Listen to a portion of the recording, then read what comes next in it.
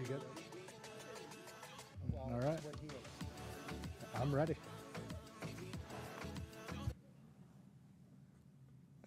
Call to order.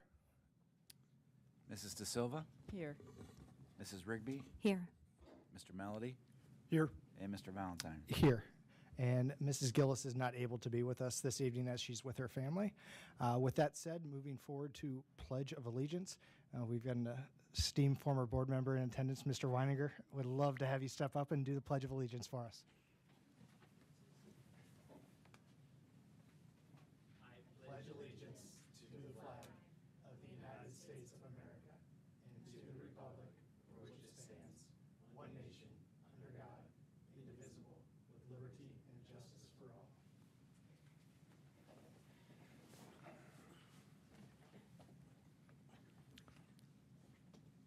Approval of the organization regular meeting agenda.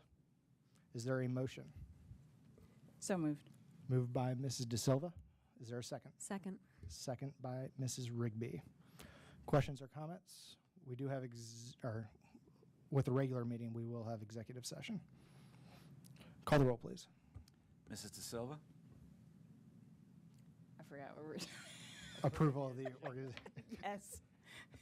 Mrs. Rigby, Yes. Mr. Melody, Yes. and Mr. Valentine. Yes, motion passes 4-0. Nominations for president of the board. I would like to nominate Chris Valentine to be president of the board this year. With that said, not hearing any more. Is there a motion to close nominations for president of the board? So moved. And elect by voice now, Mr. Kern? Oh, we Do we need a second. second on that? Is there a second for closing the nomination? Second. Second by Mrs. De Silva. Call the roll, please. Mrs. Rigby, Yes. Mrs. De Silva, Yes. Mr. Melody, Yes. and Mr. Valentine. Yes, motion passes 4-0. Election of the president of the board. Mr. Kern?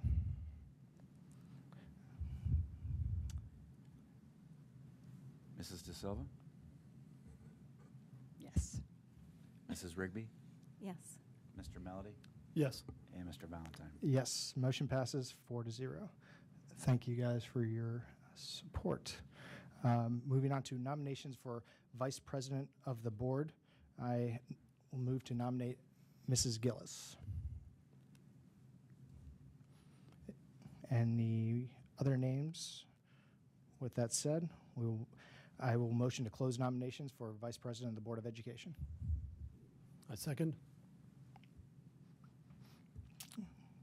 And election of the vice president of the board. I need to Call the roll, please. Mr. Valentine, Yes. Mr. Melody, Yes. Mrs. De Silva, Yes. and Mrs. Rigby. Yes. Motion passes 4-0. Oath of office for president of the board and Let's vote first. vote, and then we'll come through. Yes. Mrs. De Silva, Yes.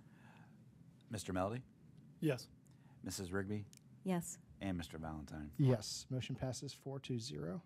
With the oath of office, obviously Mrs. Gillis is not able to be with us this evening, so we will do her oath of office at the next board meeting that we have.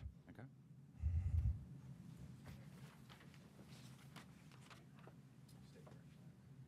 I state your name. I, Chris Valentine, Do solemnly swear to support the Constitution of the United States and the Constitution of the State of Ohio, that I will faithfully and impartially perform and discharge the duties as president of the Board of Education for the Dublin City School District, Franklin, Delaware, and Union Counties, Ohio.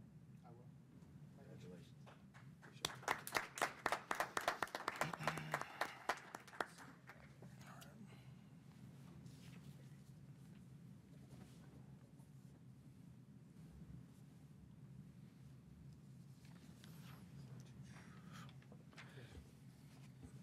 Thank you for coming, Rick.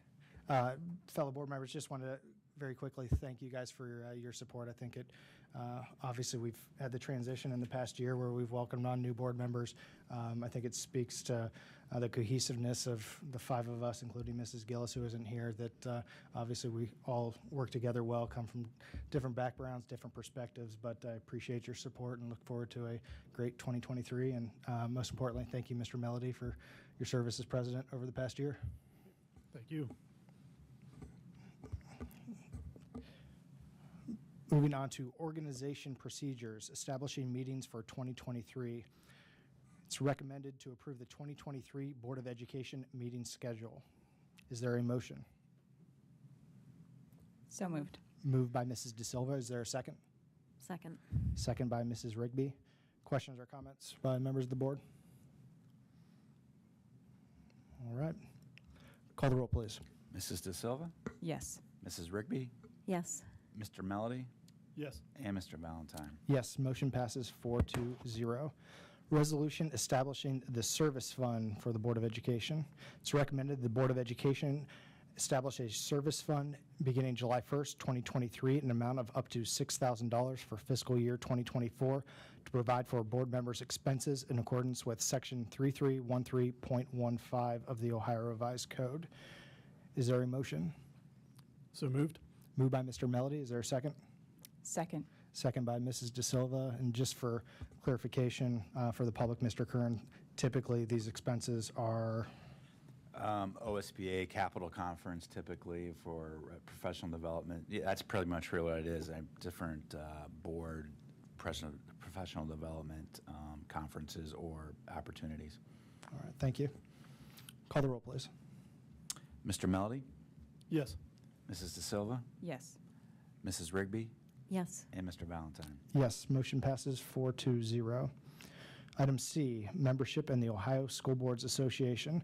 It is recommended that the Board of Education renew its membership in OSBA, including subscriptions to the annual briefcase and annual school management news. Is there a motion?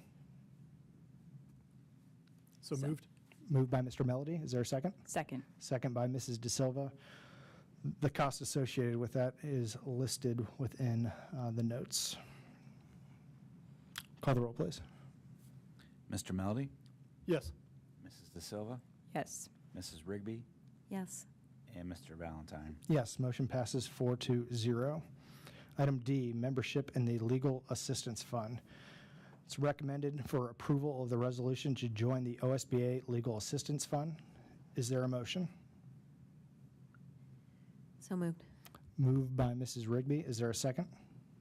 Second. Second by Mrs. De Silva. For context, just in the past, either Dr. Marshausen or Mr. Kern how often are we using this? Provide a little context. I don't recall the time being used. I can't think of, maybe in a previous district, they used it one time when it was a board action, but Dr. Marshausen, you've been a superintendent for many years, maybe any in your experience, but anywhere, but it's rarely used, but. If there were a biggie, it's something that would be helpful with support from a larger organization than just our local council. So in the event of the thing that ends up being a Supreme Court case, something of that nature, it gives the school district another legal partner if you have to move forward with that big case. And it's very inexpensive. Thank you. Questions or comments? Call the roll, please. Mrs. Rigby, Yes. Mrs. De Silva, Yes. Mr. Melody, Yes. and Mr. Valentine. Yes, motion passes 4-0. Item E, OSBA Annual Business Meeting. It's recommended by the Treasurer that the Board of Education appoint a delegate and alternate to represent the district at the Ohio School Board's Annual Business Meeting on November 13th, 2023. Not sure why that one's there. Yeah. But anyways, we do have to have that. I know you guys will sign at some point that we have to have this certified every year to do that, so. Should we, Is there a motion? would you like to do it again? All Yeah, right. I'll do it again. Okay. Motion for Mrs. De Silva. And since Lindsay's not here, I think it's only appropriate that we nominate her as the alternate. Yes. Which I believe she was last year. Yeah, I Yeah, think she she was, actually. Questions or comments? Call the roll, please. Is there a motion first to? Close it. approve? Yeah, or just to approve it? Motion to approve. Yeah. I'll motion to approve. Is there a second? I'll second. Second by Mr. Melody. Call the roll, please. Mr. Valentine, Yes. Mr. Melody, Yes. Mrs. De Silva, Yes. and Mrs. Rigby. Yes. Motion passes. Resolution for waiver of reading minutes. It's recommended the Board of Education, in accordance with Section 3313.26 of the Ohio Revised Code, waive the reading of minutes from previous meetings. Is there a motion? So moved. Moved by Mrs. De Silva. Is there a second? Second. Second by Mrs. Rigby. Questions or comments? All right, call the roll, please. Mrs. De Silva, Yes. Mrs. Rigby, Yes. Mr. Melody, Yes. and Mr. Valentine. Yes, motion passes 4-0. And I thank you for that, because I don't have to read it every meeting then, so. Amen. Item G, resolution for CTE middle school waiver. It's recommended the Board of Education approve the resolution for CTE middle school waiver for the 2023-2024 year. Is there a motion? So moved. Moved by Mrs. Rigby. Is there a second? A second. Second by Mr. Melody. Questions or comments? All right, call the roll, please. Mrs. Rigby, Yes. Mr. Melody, Yes. Mrs. De Silva, Yes. and Mr. Valentine. Yes. Motion passes 4-0. Item 6, standing authorization for board president. Resolution adopting a standing authorization for the board president for the calendar year 2023. This is to enable district to process state and federal grant applications in a more timely and expedient manner. It's recommended that the board president be authorized to sign all grant applications which require the president's signature without seeking prior board approval. Is there a motion? So moved. Moved by Mrs. De Silva. Is there a second? Second. Second by Mrs. Rigby. Questions, comments? Call the roll, please. Mrs. De Silva, Yes. Mrs. Rigby, Yes. Mr. Melody, Yes. and Mr. Valentine. Yes, motion passes 4-0. Item 7, standing authorization for the treasurer for the calendar year 2023. This is to enable the treasurer to carry out necessary duties involving operations, finances, and purchasing. Is there a motion? So moved. Moved by Mrs. Rigby. Is there a second? Second. Second by Mrs. De Silva. Questions or comments? Call the roll, please. Mrs. Rigby, Yes. Mrs. De Silva, Yes. Mr. Melody, Yes. and Mr. Valentine. Yes, motion passes 4-0. Item 9, board member group health insurance participation. It's recommended the Board of Did you do the superintendent one yet? I skipped over the superintendent one. Item 8, standing authorization for the superintendent. It's kind of important. To enable the superintendent to carry out necessary duties involving operations, it's recommended the Board of Education grant the attached standing authorizations for the calendar year 2023. Is there a motion? I'll move it. Is there a second? A Second. second. Second by Mrs. De Silva. Questions or comments? Call the roll, please. Mr. Valentine, Yes. Mrs. De Silva, Yes. Mr. Melody, Yes. and Mrs. Rigby. Yes. Motion passes 4-0. Item 9, board member group health insurance participation. This is to enable members of the board to approve monthly group health insurance deductions from board member compensation as a method for board members to purchase health insurance if they enroll in any of the district's healthcare plans. So it is on board members to purchase the insurance themselves. There is no employer contribution. Correct. It's 100% on them. With that said, is there a motion? So moved. Moved by Mr. Melody. Is there a second? Second. Second by Mrs. De Silva. Questions or comments? Call the roll, please. Mr. Melody, Yes. Mrs. De Silva, Yes. Mrs. Rigby, Yes. and Mr. Valentine. Yes, motion passes 4-0. Item 9B is notice of board members exercising that option for participating in group healthcare plans. Is there anybody who is going to elect this year? I don't believe Lindsay was either. They all declined. All right, everybody has declined. Moving on to item 10, special committee assignments. for board members.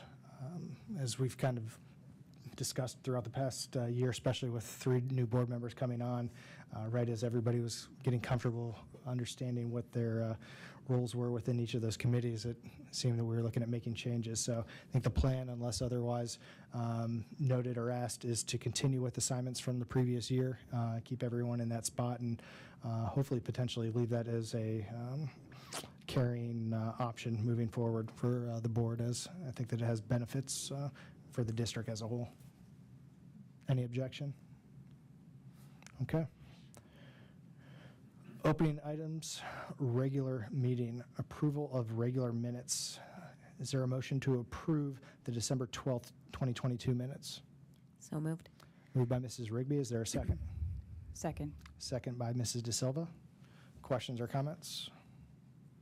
Call the roll, please. Mrs. Rigby, Yes. Mrs. De Silva, Yes. Mr. Melody, Yes. and Mr. Valentine. Yes, motion passes 4-0. Awards and recognitions. Dr. Marshausen. Yep. I'd like to invite our student board reps up to the podium. So with January being School Board Recognition Month in Ohio, we have some things for our members of the board. When you got to your table, you noticed there was a bag that had some goodies with our new logo and certificates recognizing your efforts. This month is a time for us to show our appreciation, but it's also a time for our community to better understand how school board members work together to provide leadership in our schools. The theme for this year's School Board Recognition Month is supporting success for all students. And we'd like to take time to hear from our students about all the important things you do for our school district. Okay. Serving as, Turn on hit the button, there you go. I don't think It's not on? no. Is it on now?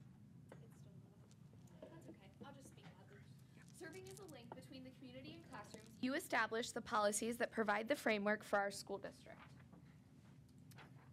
You work closely with parents, education professionals, and community members to create the educational vision needed for our students.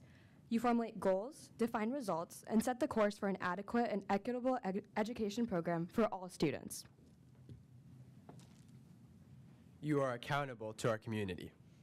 You are responsible for assuring the public that the money allocated to our district provides a good return on investment. Thus, you oversee regular assessment of the district's students, staff, and programs. You are strong advocates for public schools and are responsible for communicating the needs of our school district to our community and the community's expectations to the district. Do you want to share what you made for them? Sure. So we had a superintendent's advisory council meeting on Thursday of last week, I think. And during the meeting, all of the advisory council members used Post-its to write thank you notes to you. And we put those together with some pictures of different things happening around the district on posters so that we could say thank you for what you do for us. Thank you. Thank you very much for taking the time to put that together. And I think I can speak for all of us when I say the reason that we do all this is to help provide you guys the opportunities to do all that you do. So thanks for all of your contributions. And if our juniors could come back up for a second. We have our seniors who are very excited that we've reached the calendar year 2023. And we also now have our juniors who will be next year's seniors and representatives to the board. If each of you would just come up to the podium and introduce yourself and what school that you represent. Hi, so I'm Cadence Lynn, and I'm the junior rep for Kaufman, and I just wanted to say that I'm excited to express Kaufman's voice, our students' voice, and I'm just really grateful for this opportunity. Hi, my name is Maria Rivera Alvarez. I'm from Jerome. I'm a junior, and I'm also really looking forward to being able to leave my mark and represent the voice of the students at Jerome and help in any way that I can. And thank you for all that you do. Hello everyone, my name is Srinath Kanapalli. I'm the representative for Scioto High School, junior representative, and I'm excited to represent the voice of my school district. Thank you for this opportunity. Hi, I know I've introduced myself here before, but I'm Keegan Blevins. I'm the junior rep now for Emerald Campus, and of course on Board Appreciation Night. Thank you guys for all you do. You've been very welcoming so far, so I appreciate that. Thank you. Thank you all very much. Thank you.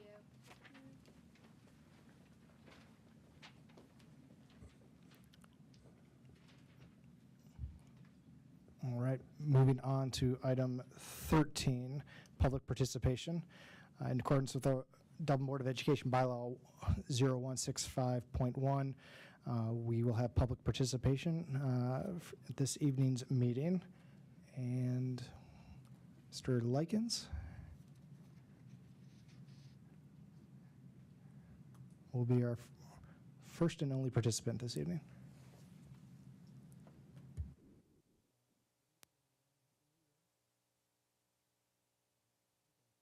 Thanks. So, hey, on the agenda tonight, I noticed that the superintendent's presenting the first reading of new and revised policies for review, first reading of, review of those policies. And I was casually looking at those earlier today, and then not so casually, because I noticed that in the case of, I think, all the existing policies that are being revised, it seems that great effort's been expended to scrub these documents of any reference to male and female, of boys and girls, of men and women. And I found it odd. I mean, it's highlighted there, that, it was done intentionally, and I don't know what the intention was, though, or, what's behind that.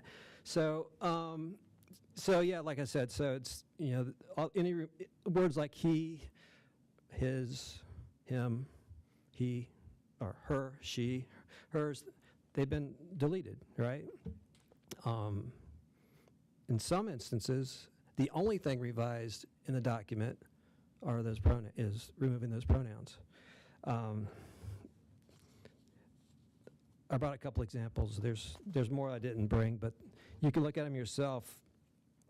On document 2431 about interscholastic athletics, right on page 1, there's 4 examples of that. On 2430, regarding district-sponsored clubs and activities, there's 3 examples of that on, I think, page 2. 8320, about personnel files, there's 4 examples of this, right here. Student records, there's 2 examples I found on that page, and 2 more on another page in the same document. I just found it strange. This, what I would call a strange writing practice, it continues in there's a new policy regarding providing time for employees to express breast milk. Okay, that's probably a really good thing. It complies with federal law to do so. But great care has been taken to avoid any reference to the female sex. There's it's a 4-paragraph, article. No she, no her, no hers. In its place, there's the gender-neutral title of district employee. Okay. I kept looking, and then in the middle school course handbook for students, there's only 1 edit in the whole document. I mean, it stood out because it's, it's lined out. And what's been removed is the word boys. And it's in the section about, how we're going to teach choir. So it's referring to how boys' voices change, but not anymore. It's just how voices change. I think it's really odd. So my question is, why was this done? What's the intention behind it? That's it. Why? Thank you for your comments this evening. Thanks.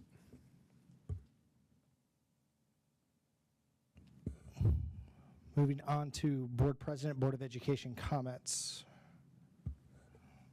Bouncing around the horn. Anybody have any comments from committee meetings within the past month?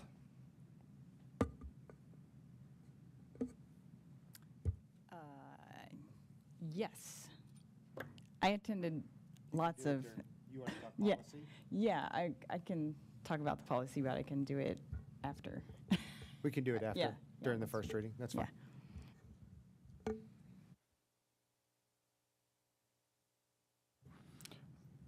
Since we were going to touch on that after the first reading, we'll move on to reports and action items from the superintendent's office. Dr. Marshausen.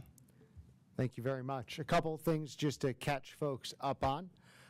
First of all, we are well on our way with our strategic vision and planning process. Right now, we are finalizing that vision and mission statement. We are socializing with our different community engagement groups, including the students have provided feedback. We had our BAC, the PTO presidents, the key communicators. We will be having senior citizens so that we're able to get input on our guiding principles work, and that's now in the edit and review phase. We will, beginning next week, be sharing the focus areas for the strategic vision document, and we will also be working on what is the title of this document. It won't be called the strategic plan. It will have a title. And what is the background information? A lot of the background information that will go into the planning document is already out there. It's a question of finding it. Mr. Kern's annual financial report has a lot of detailed information about the community that would go into the introduction for a strategic vision, so that if someone were to pick it up not knowing a lot about our district, there is a who are we section, there is the demographics, there talks about the history of the Dublin City Schools. We are still on target to be able to move this forward, and before we get to spring break, to be able to share the document with our community. So we're moving along. I know several of you got to be part of conversations in those different engagement groups, and as we continue through those engagement groups into February, you'll be able to hear those conversations now as we move on to focus areas. We actually scheduled a special BAC meeting for a week from tomorrow, and that will be at City Hall, where we're bringing in the BAC, and we've invited members of Mrs. O'Callahan's team to come from the city and kind of see where we are, get feedback, and be part of a more in-depth conversation about the work that we're doing with the strategic vision. We are also making a shift in our equity work. We are creating, beginning in early 2023, and letters will go out very soon, an Equity, Engagement, and Belonging Council. And the Equity, Engagement, and Belonging Council will have 4 main focus areas. Number 1 is engagement. It's listening. It's hearing from all members of our community. We are an incredibly diverse community, and it's not just a race issue. Our community is blessed to be one of the 5 most diverse districts in the state of Ohio. We have the 3rd most EL students in the state of Ohio, but our diversity extends to a variety of different religious backgrounds, of race backgrounds, our socioeconomics, our languages. All of these things are part of who we are, and we want to be able to hear from all of our different groups.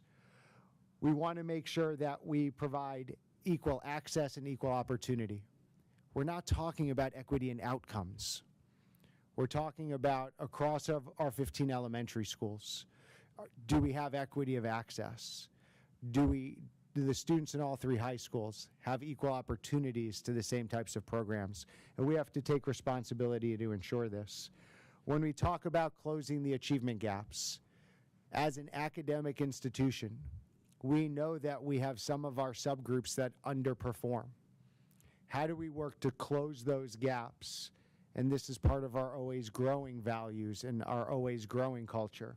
And then finally, we want our culture to lead through our values. It's not about putting a label on each individual student. It's about creating a culture where every student is welcomed, every student is valued, and in every classroom, every student has the support that they need to learn. And that's part of our culture. That's part of who we are. So those will be our priority areas for our Equity, Engagement, and Belonging Council. Now, how are we going to do this and what does the structure look like? And I'll take responsibility for my first 18 months. We've been working on this and we haven't gotten it right. We've been aiming to engage in these areas without a structure that's been clearly defined.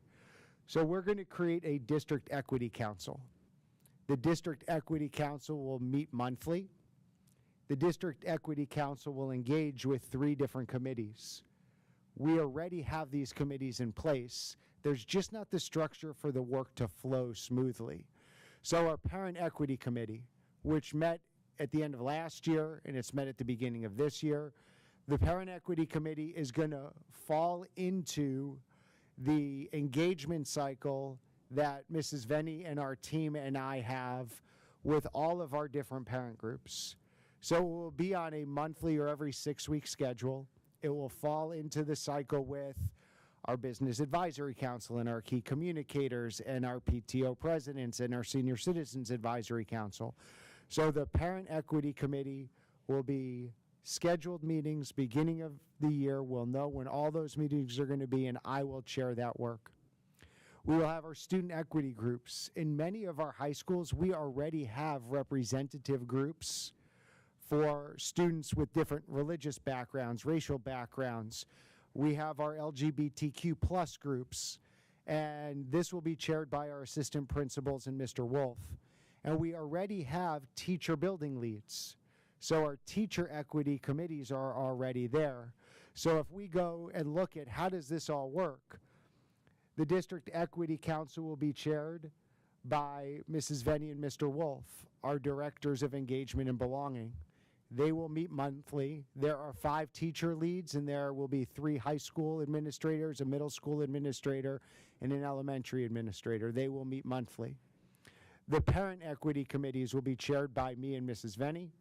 We will roll into that cycle, and we'll get about 24 is the maximum goal that we hope to have with that group. It's a little less than that now. Our teacher equity work will be with our Executive Director of Human Resources and Mr. Boney and with Mrs. Venny. And they will have also the leads from the district who are the teachers, and they'll meet quarterly. And then our student groups will be ongoing. Mr. Wolf will work in this area. I think it's critical for us to understand this is a work in progress. I don't know anyone who has this work right. But it's something that we're committed to continue to evolve, adapt and adjust, listen to our different constituency groups, and really focus on the ultimate goal, which is part now of our district's vision. We want every kid to be prepared for success when they walk across the stage. And what does that take for us to give a personalized education so every child reaches his or her potential? And that's ultimately what we want to be able to do. We launched our new website and our logo last week. There have been very few things over the past decade serving in the Columbus area where you get people stopping you and giving you positive comments as a superintendent. This is one of those things that in the last week, I've had people at Lifetime Fitness in the morning, at Kroger on Saturday, just walking around the district saying, wow, it's easier to find stuff. And that's what we wanted to be able to do. So first of all, Cassie Dietrich has only been with us for a couple months. Kudos to Cassie for taking this head on. And Christy Venny and Kelly Ram started with the framework, but Cassie has brought this home. So thank you, Cassie, for all your hard work in this area. Christy and Kelly continue to support, and this is a work in progress.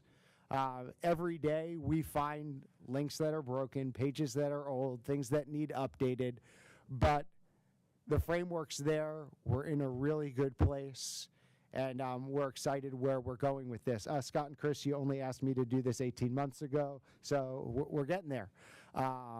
So thank you to everybody who's helping make that happen. Some kind of sad news, and it's sad because I'm old. This Week News and the Dublin Villager and all of those local papers around Columbus, their last edition is coming out next week. And as we lose that newspaper that would be at your sidewalk or in your mailbox that you could flip through to get local news, we need to be more intentional in how do we share our story. We've talked about some of the things that concerned us from the customer satisfaction results were a quarter of our community doesn't have kids in our schools and they have no opinion of us. We want people to have an opinion. So as we look at updates to the website, as we look at blogs, as we look at returning to quarterly newsletters and what information do we put in that newsletter that gets mailed to every house, as we talk with Dublin Life about is there a potential to have a column in the monthly magazine to share our message, I think it's important for us to, when we look at communicating with not only parents but young professionals, when we look at the Bridge Park population and who's living in Bridge Park, how do we get with those folks to share our message? And then continually, how do we work with our senior citizens to get them information? I have the first bullet. He's not with us here tonight, but Kevin Corvo, many of us have worked with Kevin for over a decade. And as quirky as Kevin can be sometimes, he always wants to get the story right. He always is interested in the schools, and he has great passion for the schools. So I would be remiss not to thank Kevin for his coverage of our schools over the past several years. Upcoming events, as we look at community conversations, on the 26th of January, we will have a community conversation in the morning at the Dublin Chamber of Commerce. And then the evening of the 26th, we will host the early literacy community conversation here at Emerald Campus. We will share our philosophy of early literacy. We will give a history of how we got to where we are today. And then we will have a panel of our district literacy experts here to engage our community and answer questions about what is it that we are changing in our in our approach to getting our youngest students the foundation they need to read. And then as we look, how do we catch kids up who over the course of their career may not be where they need to be? We also have the dates for our February and March community conversations. And then in April, we will have the traditional community conversation. And then April in the evening on the 20th, we will be here with the community conversation focused on safety. And what are our plans and what can we share? And when we don't share things, why don't we share things? So that will be all part of that community conversation on safety. Any questions from the board before I turn it over to our esteemed student reps? I have some questions. Yes. Do we know if the reporters from the Dublin Villager, I think I read that they were going to the Dispatch. Is there going to be any coverage of like local sports at all? Do we know if they're planning to do anything? Some of them have indicated, and I only know this from social media, that they're going to the Dispatch. Some of them have indicated that the coverage will cease. I know that the guys who have covered sports for the local communities have really gone out of their way to establish social media presence. And that social media presence, I know if I'm looking for scores, if I'm looking for coverage, I know who to follow in those areas. So I don't think it will be traditional. I think it will be a next way of keeping up with those stories. The Dispatch itself is always now a day and a half behind, because even when sports are covered in the Columbus Dispatch, I think they go to print really early now. So anything after 5 p.m. doesn't make tomorrow's paper. So I think that we'll have to find, again, different ways to cover those events and highlight the great accomplishments of our athletes. I've seen in through the work I do in Cincinnati area and the suburbs there, as well as Northeast Ohio, this occur earlier with the local papers going out, and other entities have essentially developed to fill that void in a way to cover the local sports on more of a digital media side of things. And with that said, many of those reporters have then been hired by those digital media companies to focus on local sports. So it'll be interesting to see if it happens here. We've got some sports-specific stuff in Central Ohio, but nothing that's comprehensive. Thanks. And then with the equity organizational flow, can we get a copy of that too? Of course. Just so we can. Yep. It was a lot to keep up here. And then also with the conversations, have those added to our calendar so we can Yes. get on. And for the board representatives who are part of that committee, you will get a copy of the letter that's coming from me to all the parents on that committee, explaining the changes and explaining when the meetings will be for the rest of this school year and what our focus will be. And we are going to operate as one unit, right? Because One unit, okay. everybody will be there. Okay, thank you very much. Students. Okay, so we are focused for this update on talking about our elementary school visits because we've just come back from winter break and things are great because we all got to like sleep a bunch over winter break and we didn't have to worry about school. But over the past month or so, the 4 seniors have been doing elementary school visits. So we went to visit Indian Run, Deer Run, Scottish Corners, and Bailey. And then there are a couple principals that we've reached out to that haven't gotten back to us. So we might have more updates in the future, but for now we'll tell you what we have. And we met with various different panels of students, primarily 5th grade, like 5th grade student council teams or 5th grade leadership teams. But there were also some 4th graders, and there was one 1st grader that joined us. And it was really wonderful to get to talk to them and hear what they had to say, because like we told them, we're good at hearing from high schoolers, but we aren't so good at hearing from elementary and middle schoolers. So our discussions, we tried to focus on 4 main points: lunch, recess, transitions, and technology. And with lunch, the feedback was pretty consistent within a building, whether the food was better or not better. A little bit inconsistent among buildings. However, the principals informed us that perhaps there was a little bit of subjectivity involved that we weren't seeing. But the biggest feedback that we got about lunch was that the students are really excited to have the flexibility that they have now. During COVID, they didn't have the flexibility to choose who they sat with or to choose to sit with students from other classes, and that's something they have now and they're very excited about. Talking about recess, Indian Run has a new blacktop that the 5th grade panel we met with had chosen, and they were very excited to tell us about it and how wonderful it is and how excited they are. A general comment was that students like to have the opportunity to socialize with their friends in other classes, much like lunch. And the students that we met with were not afraid to tell us what they thought it would be great to have on their playground, which was fun to hear. Everything from I need another 4-square court to I think we should have zip lines. So it was really interesting to hear what they thought they needed on their playgrounds. Talking about transitioning into 6th grade, there were some nerves, but there were also a lot of students that felt really confident. What we found interesting was that from building to building, it was inconsistent. Some buildings, the students seemed really ready. Some buildings, the students seemed really apprehensive. But within a building, the students all seemed to feel similarly. One building we went to, there were tears. Someone was really nervous. There were people that were worried about friendship. And then we went to another building, and the 3 students that we met with were like, "We got this. We're going to be fine. We can do it." So that was an interesting discussion to have and to notice.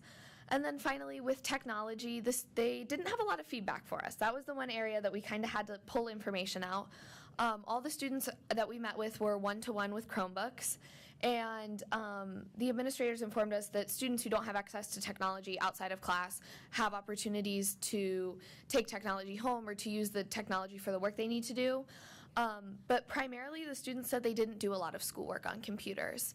And when they did, it was usually math work. What we finished up with, we didn't have time for this at the first building, but what we did for the next 3 buildings was we finished by asking the students to tell us in one sentence what was the best part about being a student at their school, which was really cool because there were lots of smiles. And so Bailey, the things that we heard the most were that they love their PE teacher and PE games, and that there's a really good supportive student culture. Scottish Corner students told us that they really like the responsibilities that they have and the trust that they have as 5th graders.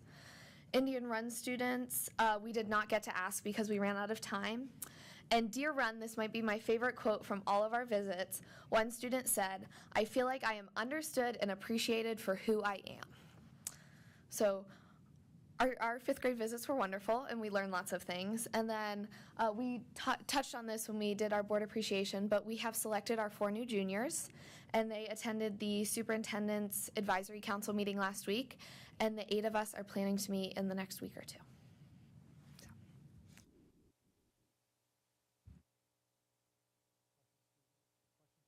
Reps? Thank you.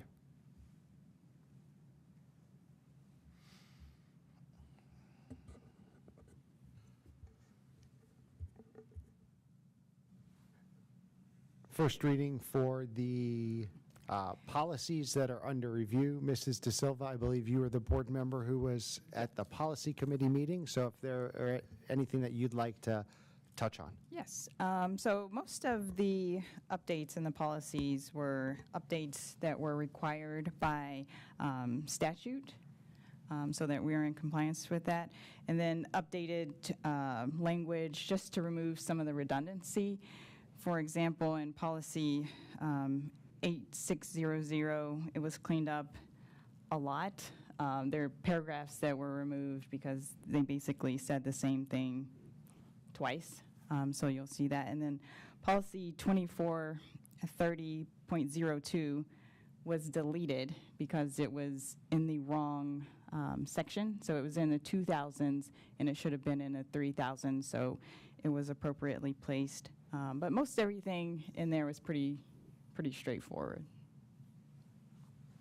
And Mr. Kearney, per your question, I don't believe, and I will go back and check, but I don't believe there are any policies here where it was specifically changes to remove any gender identifying pronouns.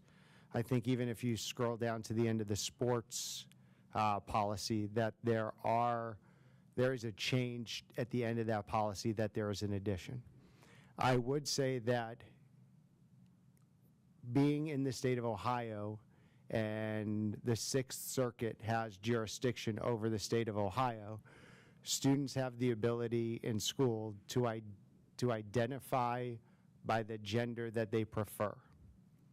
So when applying our board policy with students, if there's a policy that says his or her and a student doesn't identify in that way, as we work with the student by removing, for example, in one of these where a student with diabetes shall be permitted to attend his or her diabetes care and management, if it just says the students, we don't put ourselves in a position as a district where we are questioning the student's gender identity. As we go through our policies, and there are many policies that we update because of law, both case law and changes from the General Assembly, as we go through those policies in order to be in alignment with the Sixth Circuit's decision, we clean up that language as we go. So that's in working with our legal counsel and our board policy to get to that point. But I'm pretty sure in each of these policies, there was already a reason that we were reviewing the policy, and to bring the policy in alignment with the case law in our jurisdiction is why any changes would be made. So I hope that answers your question that you had raised earlier as to why we would be doing that. Yeah, and if I may, I don't remember the sentence with, in regards to the choir and changing that. I don't remember that. But just as a mother of 3 girls, girls' voices change also. So it's more inclusive just to say student. The way they sounded when they were starting middle school is not the way they sound now as teenagers. They got the voice cracks and all of that also. So it's just more inclusive to say student and quicker. Questions, comments, members of the board on the first reading? I think it's also important to note with policy committee, I was not president, but we always have legal counsel involved with all policy committee meetings. All right. Moving on to reports and action items from the Treasurer's Office. Yes, we have a few things this evening. We do have the approval of the updated tax budget. If you recall, this is something that is mandated by Ohio Revised Code, or at least by Franklin County, as some counties do waive this process in the format that's provided. It's really just a beginning of the process. As you know, taxes and everything are collected on a calendar year basis, but this is starting the process of our budget from the operating revenues disbursements that we've done. This is, for example, our 5-year forecast just implemented into this format for the county. It's really to demonstrate the need for existing inside and outside millage to the County Budget Commission. So it just kind of gets that process started. As you know, it's an arrear, so it's really getting it started for next calendar year, 2024. Appropriation change, we do have another Ohio STEM Learning Network grant that was approved. This time there's actually 2 of them, but they were both for Griselle. If you remember last month, we had one, I believe, for $15,000 for Chapman. So appreciate that. So to be able to spend that, we have to appropriate that. And then donation, we do have Chapman PTO for some things in the Chapman Library. So any questions this evening? There being none, it's recommended by the Treasurer, the Board of Education approve items 16B, 16C, and 16D. Is there a motion? So moved. Moved by Mr. Melody. Is there a Second. second? Second by Mrs. Rigby. Call the roll, please. Mr. Melody? Yes. Mrs. Rigby? Yes. Mrs. De Silva? Yes. And Mr. Valentine? Yes, motion passes 4-0. Reports from the Department of Academics and Student Learning. The only thing on the agenda tonight is the second reading of the middle and high school course handbooks. So if there's any questions, I can answer them. And if not, this is your second reading. And I would say there'll probably be amendments and changes as we go through the scheduling process. So this allows us to get it out there and to circulate it with our students and our staff. And as we go through the next 3 or 4 months, as you saw last year, there will be amendments and changes as we go through the process. One of those changes will be some adjustments to the honors diploma. We got word from ODE on December 19th that there might be some changes, but we will make those amendments as we need to. We wanted to go ahead and get this finalized so we can schedule students for next year. There being no questions, it's recommended by the Superintendent, the Board of Education approve items 18B and 18C. Is there a motion? So moved. Moved by Mrs. De Silva. Is there a second? Second. Second by Mrs. Rigby. Call the roll, please. Mrs. De Silva? Yes. Mrs. Rigby? Yes. Mr. Melody? Yes. And Mr. Valentine? Yes, motion passes 4-0. Mr. Stark, Department of Operations. Good evening. We have 3 items for approval. 2 of them are kind of connected together. It's a part of our permanent improvement, our PI plan for this coming year, some asphalt improvements. We purposely broke it into 2 packages just because of the challenge, the difference in the labor market now and all the challenges with supplies. We felt that if we broke it into 2 separate packages and reduced the scope, we'd get more bidders, and it seemed to work out. Earlier in the year, or late last year, we had trouble getting bidders on a lot of our categories, so we're being more creative in how we bid things. The first one we're recommending to the board is it's our larger of the 2 packages. It's for Daniel Wright, Old Sawmill, and Glacier Ridge. This one, even though it's a few schools, it's larger because both Daniel Wright and Glacier Ridge, it's almost a redo of the entire parking lot. It's a complete rip-up. Those parking lots are in bad shape. This is worth $683,479 for Bird and Jones Construction. They were the lowest responsible bidder. The second package, more schools but less work. It's for Indian Run, Dare Run, Thomas, Sauda, Emerald Campus Transportation Center. This not only includes paving, sealing, and striping of the lots, it includes playgrounds as well. And to the point about the extra 4 square, whenever we do the striping, we do get with the principals on what feedback they would like, and we paint up those playgrounds per custom. So I hope that feedback got to the principals about those extra Foursquares. We'll throw those on there. This one we're absolutely. We're recommending Chemcoat for $251,620.11. And lastly, this is a very exciting project we've been working on for quite some time. This is part of the bond money, the $50 million that was granted to us from the voters in 2018. And out of that $50 million, about $30 million is going to the Jerome addition. Then we have some that's going to the building envelope over at Kaufman across the street. And we've also put some towards some improvements over at Sauda and Kaufman. At Sauda, this is the multi-use athletic facility, a softball press box, baseball press box, expansions of their Kindness Cafe, and a refurbishment of their existing weight room. And at Kaufman, it's also a multi-use athletic facility. So what we're asking for tonight is a contractor for these services, and the money attached to this is not what the project will cost, it's the fee schedules for the contractor.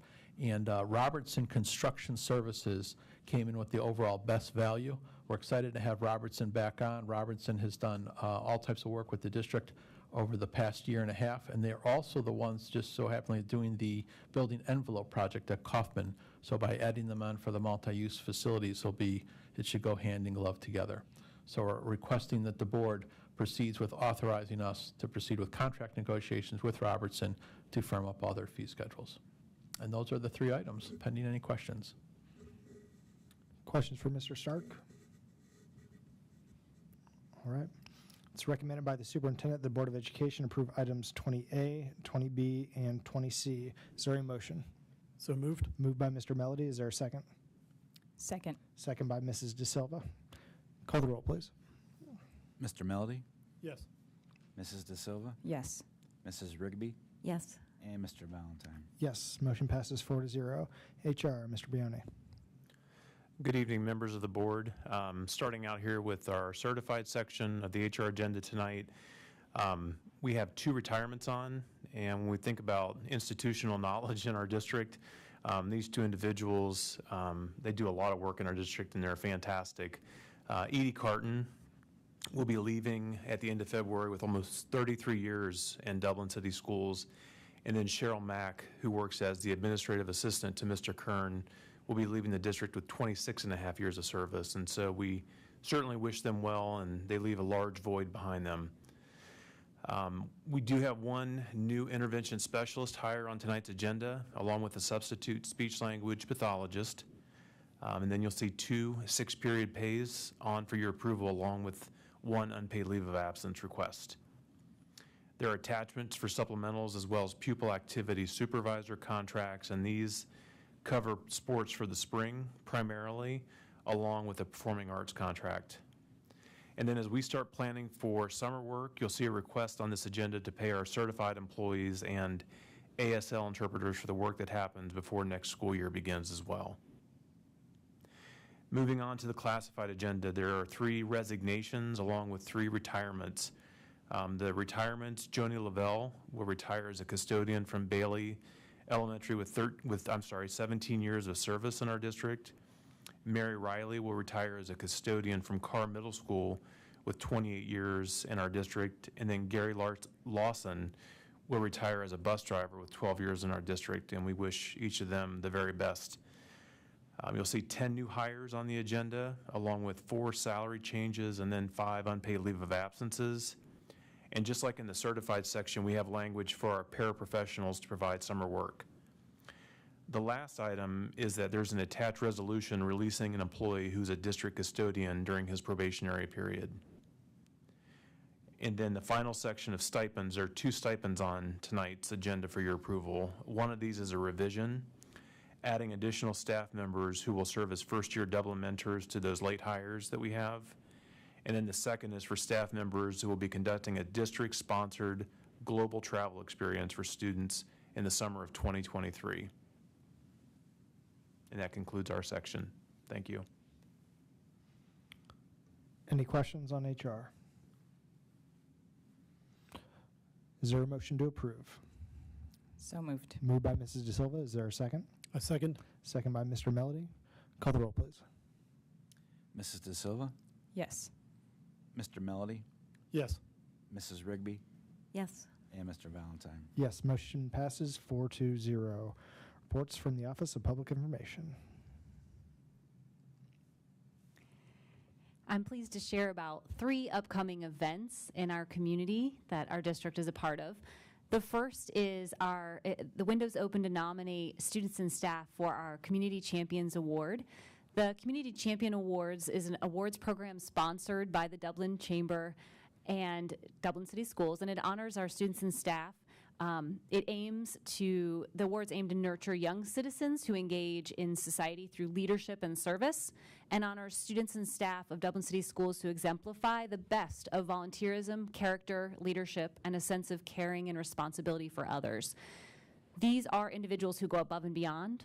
They exemplify what it means to be a good role model, and it fits well with our core values. These nominations are open now through February 20th, and it's on the Chamber website. There's a link. There's also a senior scholarship form available that's open until the 20th as well. We're thankful for the partnership for Community Champions. It's a great tradition in our district. Next is a healthcare careers event that's new, and it's in partnership with Ohio Health. This is an event that will provide our community with an evening of exploration and education that's focused on careers in healthcare. We know more than half of our students in grades 6 through 12 are very interested in careers in healthcare, and we're going to have hands-on activities that include simulations, expert panels, pathway options for careers after high school, and higher ed partners, university admissions representatives will be there with information on college tuition benefits and incentives. And this free event is going to be here at Emerald Campus on Thursday, January 19th from 6:30 to 8:30. It's open to our community, our students, families, alums. Looking forward to seeing a big turnout for that event. And finally, our dodgeball recipient this year has been named. Our Dr. Marshhausen Superintendent Student Advisory Committee is in the process of sponsoring its 14th annual Dublin City Schools Dodgeball Championship. It's going to be on May 12th at Dublin Kaufman High School, once again under the lights. It was very fun last year. This amazing event is the one time every year when our entire school community can come together and in one location, and we have a lot of fun, but we also raise a lot of money for a good cause. The tournament, during its 13-year history, we've actually raised over $200,000. The members of the Superintendent Advisory Committee have done a great job planning it. Again, this year they're already starting to work on it. Last year, the beneficiary was Honor Flight Columbus, and over $43,000 was raised.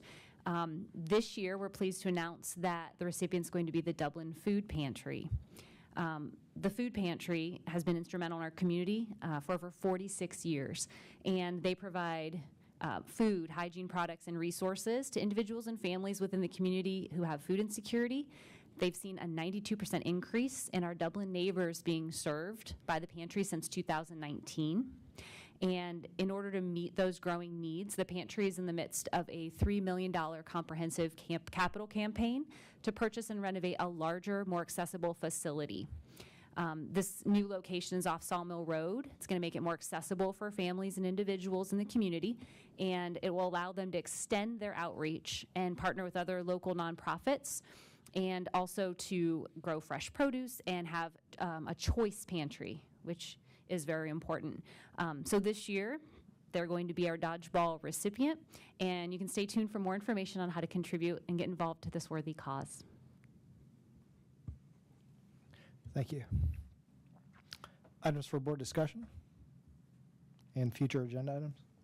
I'd just like to share, thanks to Mr. Stark, he took Dr. Schwanke and I through Jerome last week, and it's really coming together. Actually, some of the items that they didn't think would be here until March are on site when we talk about some of the supply chain issues. So Elford has done a great job.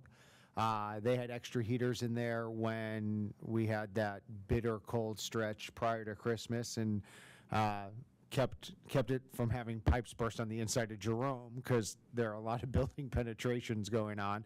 So thanks to Mr. Stark and his team, we are optimistic and probably more than hopeful that we'll be ready to go. And Mr. Melody, I know this is always a concern. We'll start seeing footers in March for the modulars up there at DEP. So we'll be ready to go with those modular units DEP for the start of the school year. So I don't know where we net out on the modulars with them going away at Jerome and adding them at DEP. I think we're moving in the right direction. Yeah, we're just moving them around. But we can't move the same ones. So, but thanks to Mr. Stark and his team as we work through some of these growth issues that we continue to face. I think we had 50 kids enroll at DEP over Christmas, over the winter break. So, yep, they're coming. Anything else from members of the board? All right. In accordance with Ohio Revised Code 121.22G, 1, 2, 3, 4, 5, and 6, the Dublin Board of Education will go into executive session to consider 4, preparing for, conducting, or reviewing negotiations or bargaining sessions with public employees. Do we need to add, okay. Is there a motion to go into confidential executive session? So moved. Moved by Mr. Melody, second by Mrs. Rigby. All those in favor say aye. Aye. Aye. All those opposed? Motion passes 4-0. There will be no action coming out of executive session. Thank you very much.